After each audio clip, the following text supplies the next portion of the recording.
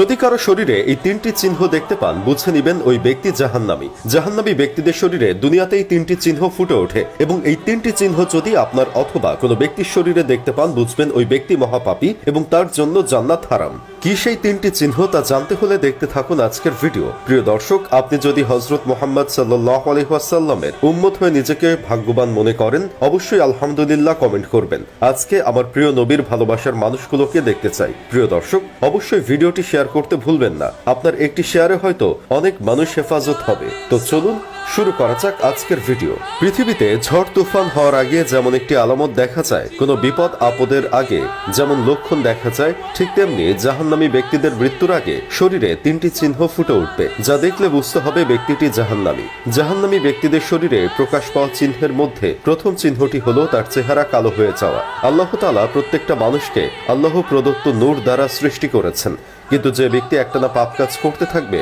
আল্লাহ তাআলা তার চেহারা থেকে রহমতের নূর উঠিয়ে নেয়। তাই যে ব্যক্তির দেখবেন দিন দিন চেহারা কালো হয়ে যাচ্ছে, ফ্যাকাশে হয়ে যাচ্ছে, দেখতে ভালো লাগছে না, বুঝে নেবেন ওই ব্যক্তিটি পাপ বেশি করে এবং এ কারণেই তার চেহারা থেকে আল্লাহ প্রদত্ত নূর উঠিয়ে নিয়েছেন।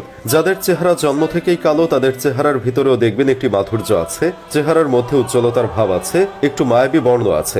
এটা হয় তখনই যখন সেই ব্যক্তির উপরে আল্লাহ প্রদত্ত নূর থাকে এবং এই নূর থাকার ফলে ওই মানুষটিকে সুন্দর লাগে। 2 নম্বর হলো ওই ব্যক্তি যাকে মানুষ ঘৃণা করে, অর্থাৎ ঘৃণিত চোখে দেখে। প্রিয় দর্শক, আল্লাহ যদি কোনো বান্দাকে পছন্দ না করেন তাহলে তাকে আসমানের ফেরেশতারাও পছন্দ করেন না, এমনকি জমিনের ফেরেশতারাও তাকে অপছন্দ করে। হাদিস শরীফে উঠে এসেছে, আল্লাহ তাআলা যখন কাউকে অপছন্দ করেন তখন তিনি জিবরাইল আলাইহিস সালামকে বলেন, আমি অমুক বান্দাকে পছন্দ করি না, আমি তার উপর অসন্তুষ্ট।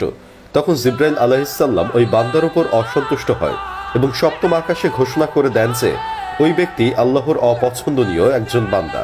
তখন সপ্তম আকাশ থেকে সেটি প্রচার করতে করতে জমিনে থাকা ফেরেশতারাও তার উপরে অসন্তুষ্ট হয়। এজন্য মানুষও তাকে পছন্দ করে না। তাই যদি কাউকে দেখলে ঘৃণা লাগে, পছন্দ না হয়, দেখতে ভালো না লাগে, তাহলে বুঝতে হবে ওই ব্যক্তিটি জাহান্নামী। এবং 3 নম্বরে রয়েছে রিজিকের বারাকা কমে যাওয়া, সফলতা না পাওয়া। উক্ত ব্যক্তি যেদিকে হাত দেয় সেদিকেই ব্যর্থ হয়, ব্যর্থতা যেন তার পিছু ছাড়ে না। টাকা পয়সা অঢেল কামালেও তাতে বরকত থাকে না। গচ্ছিত টাকা কিভাবে খরচ হলো তার হিসাব সে রাখতে পারে না। দিন দিন তার সকল ধন সম্পদ ধূলিসাৎ হয়ে যায়। তার এক সময় অনেক আধিপত্য ছিল কিন্তু এখন নেই। এরকম কেউ হলে বুঝতে হবে ওই ব্যক্তির উপর আল্লাহ সন্তুষ্ট নয়, বরং ওই ব্যক্তি জাহান্নামী। আল্লাহ আমাদের সবাইকে জাহান্নামের কঠিন আযাব থেকে রক্ষা করুন, আমিন।